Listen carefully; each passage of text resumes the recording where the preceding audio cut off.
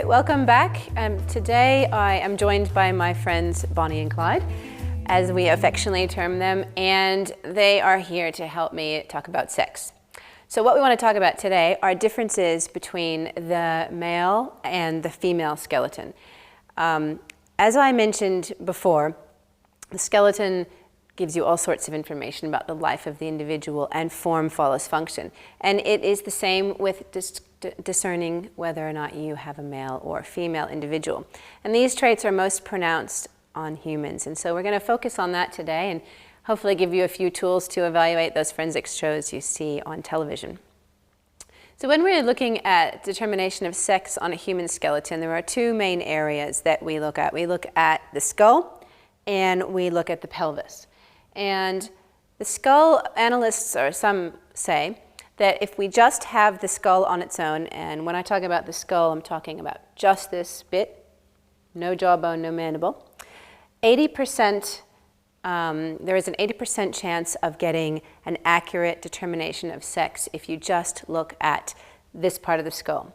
If you then add in the mandible, there is another 10% chance. So if you have a skull and a mandible of an individual, you have a 90% chance of determining whether that individual is male or female. So that's very, very accurate. While there are indicators of sex on other parts of the skeleton, the head and the pelvis are going to be the most reliable. And if you have both of them together, that's going to give you a very, very reliable estimate of whether you have male or female. So I want to start talking about individual traits, and I'm going to start with the skull. And there are several different traits on the skull, and I'm going to talk about a few of them, and then we'll move on down to the pelvis. So the first trait I want to talk about on the skull is something called a nuchal crest. Now, if we look at the back of Boni's head, and I'm going to try and turn her so you can see what I'm talking about. We look at the back of her skull, and her skull is relatively flat and even. There aren't too many bumps. If we go over to Clyde's skull, and I'm going to turn Clyde off to the side here, and let's see if you can see. On the back of his skull, there is a point, and that's something called a nuchal crest or an Indian hook. And that is a trait that you find purely on male skeletons. So if we just had the back of the skull, and we found this Indian hook, we would know that we have a male. So that's the first trait that is fairly distinguishing between males and females.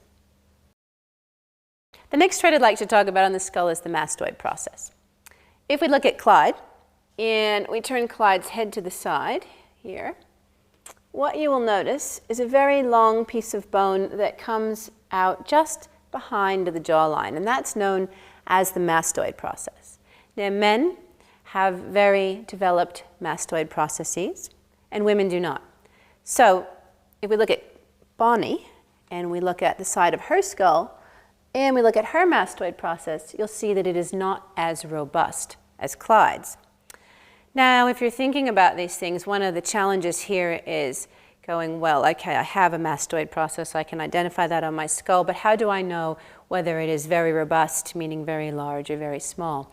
And this is where determination of the sex of an individual becomes a bit more difficult, because you need to take several traits into account at the same time. So here I'm telling you that males have a more robust mastoid process than females, and that's easy to see when we have a male and a female next to us, and it's a bit more difficult if we just have one individual.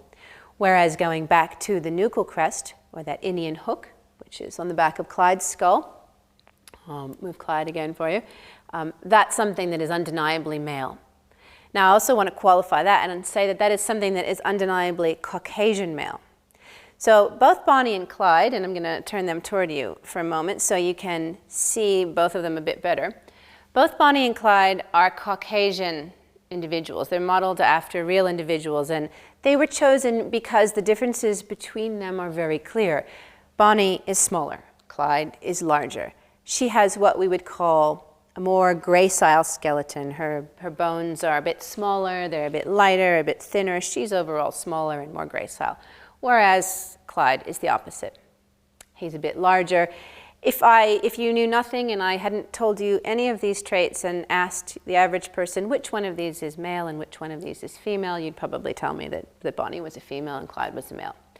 But those lines begin to blur. You can have a gracile female, you can have a gracile male, you can have a robust female or a robust male. And to illustrate that point, I want you to think of Prince, or the newly departed, as of late departed Prince, and Venus Williams. So Prince was a rather small man, and Venus Williams was is a rather large woman.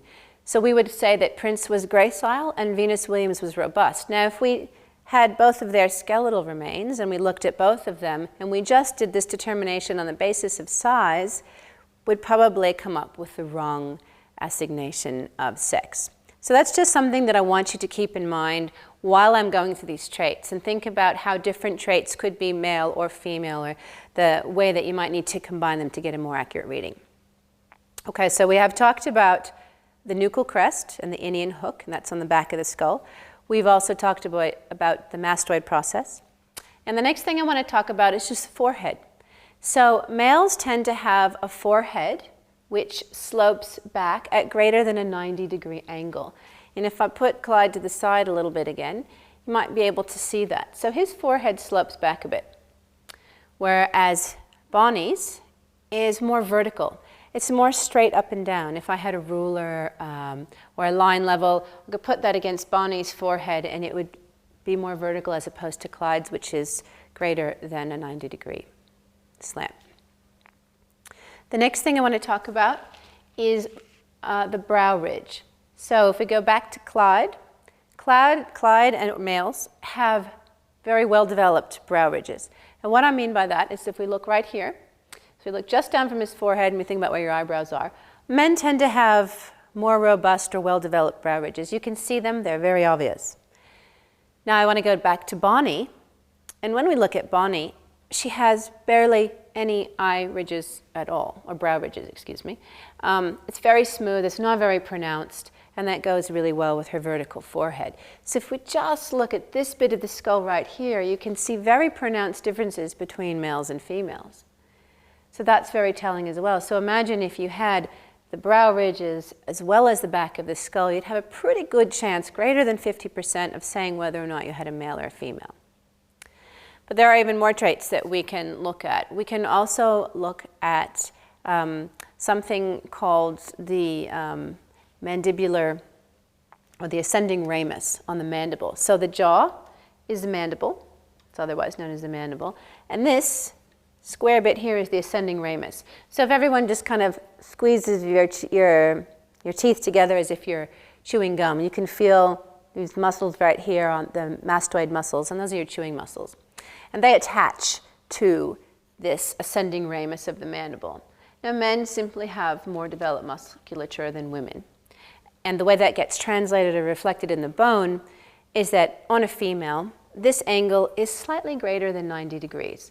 So we would say the angle of the ascending ramus is slightly more than 90 degrees. And we go over to Clyde, and his angle is closer to 90 degrees.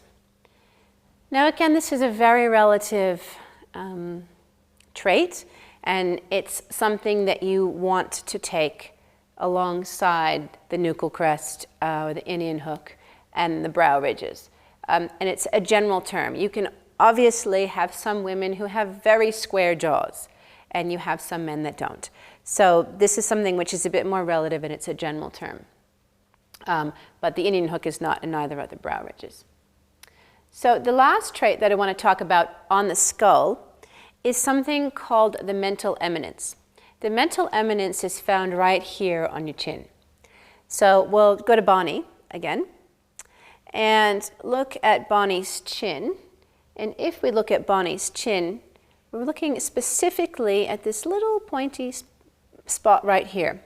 And on either side of her chin, there are two slight divots, and they're very slight, and they're not that pronounced. If we go over to Clyde, and we look at his chin,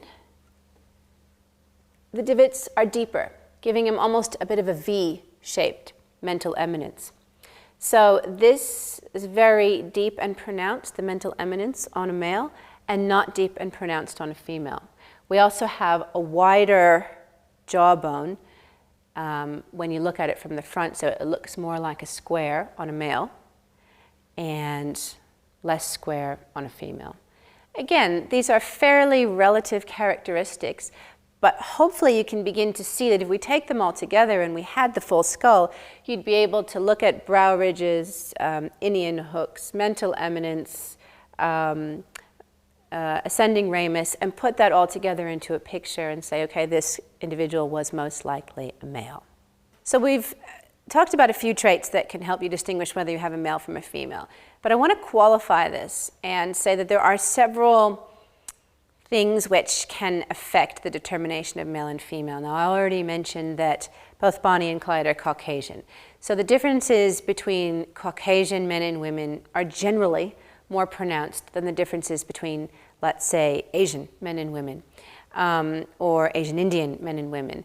So this is something that race and ethnicity are things which need to be taken into consideration when you are looking at the determination of sex.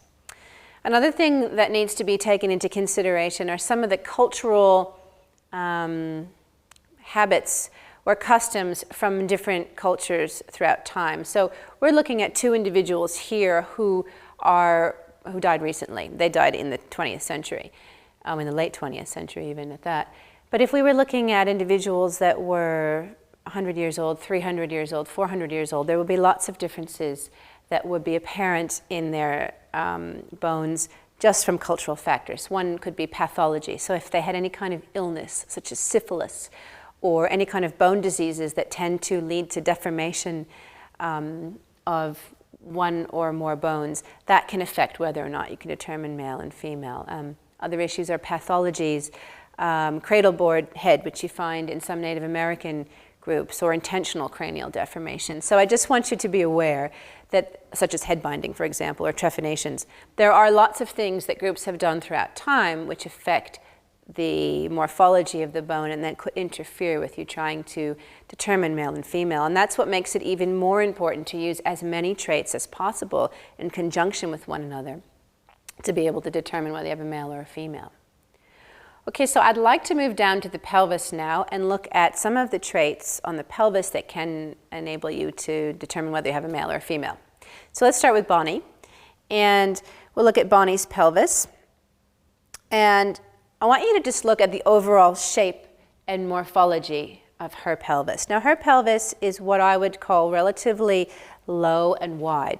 And when I say her pelvis is low and wide, what I'm talking about is the iliac crest on her pelvis is longer horizontally and narrower vertically than Clyde's. So I'm going to step back and you can look at Clyde for a minute, and you can see how his iliac crest, and that's what I'm talking about right up here, is higher and narrower than Boni's. So she's low and wide, and Clyde is a bit narrower and taller. And the reason for this main difference, or the main difference in shape, is childbirth. All of the traits that enable you to determine male and female come down to one thing on a female, and that is the ability to give birth and survive that process. So I have this handy basketball, and this should put most people off from having children for quite a long time, and could even be a form of birth control.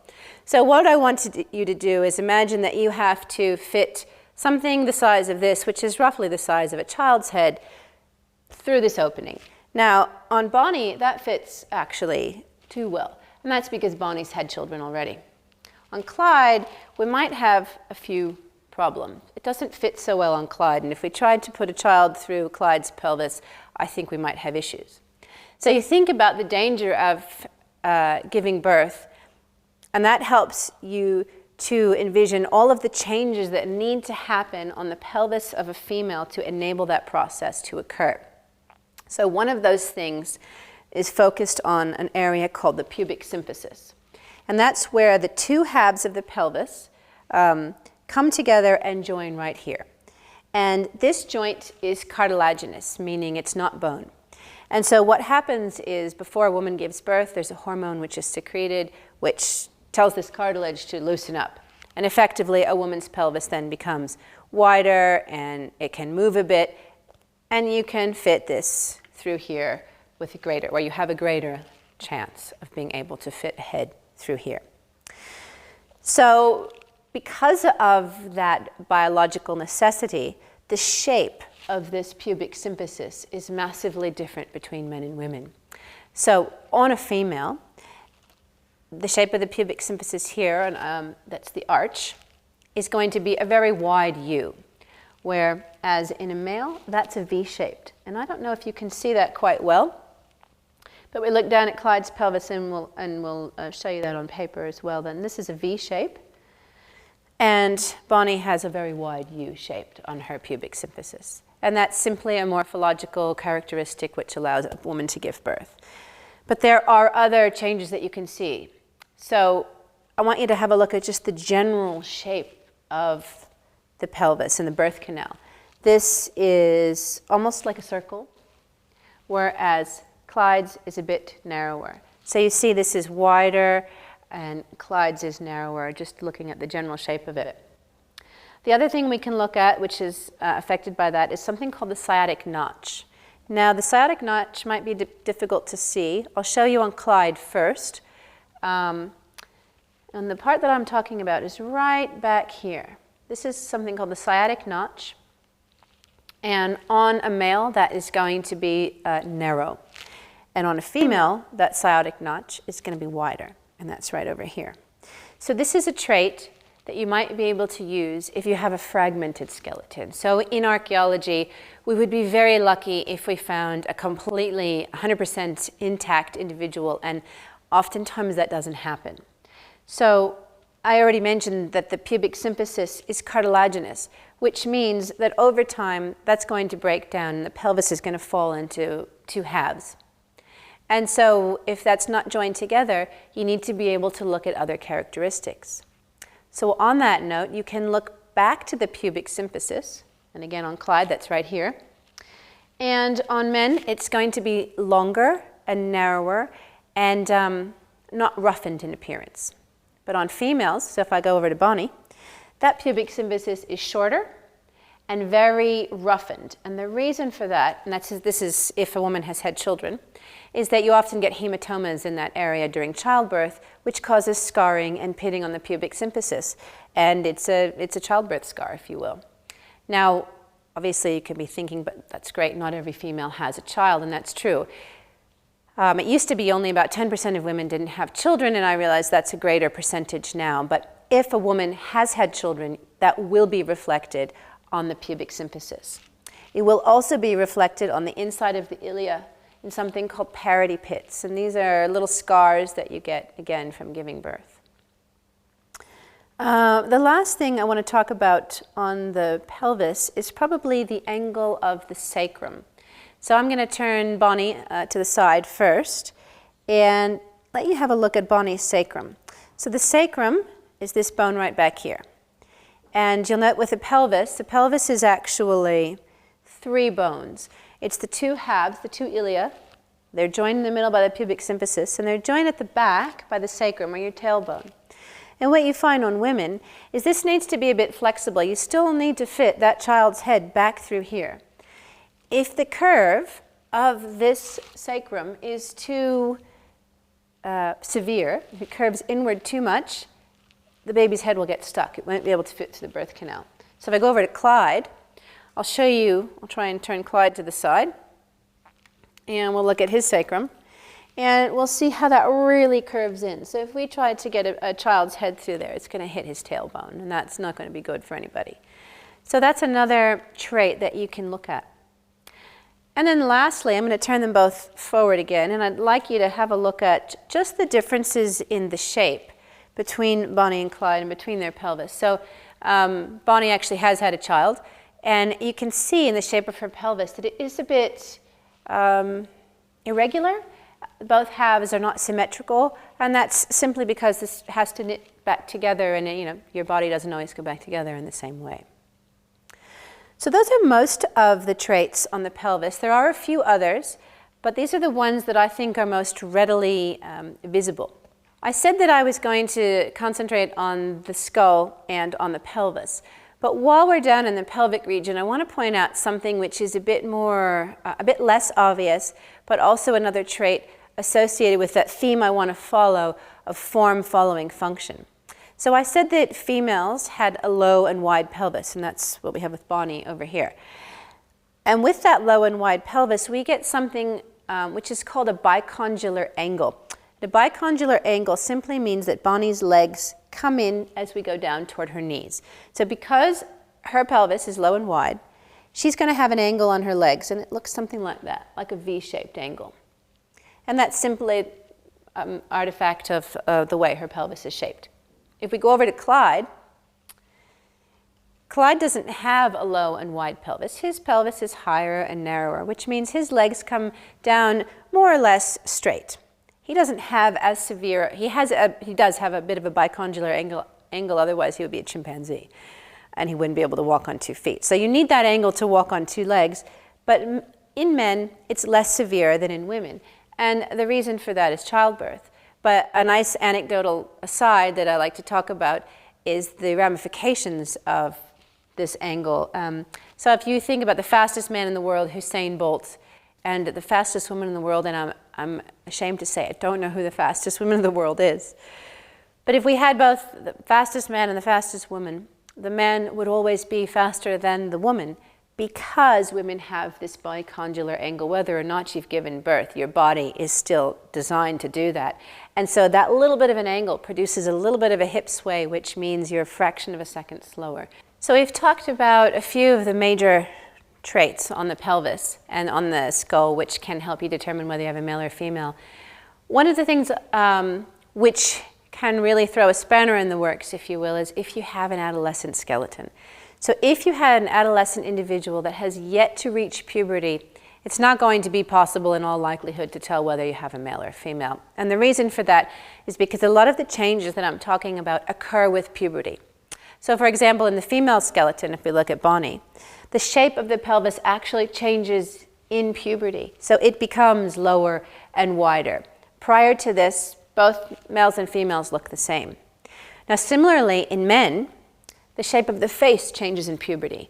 So prior to hitting puberty, boys will have a very girl-like face. And you see that a lot with children, and whether they're males or females, it's sometimes hard to tell.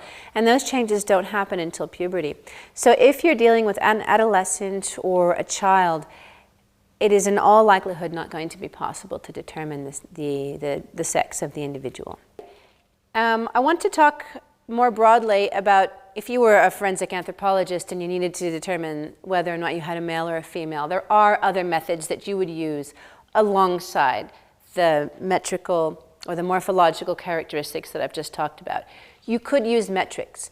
You could measure the length of the humerus, which is your arm bone, and the length of the femur, which is your leg bone.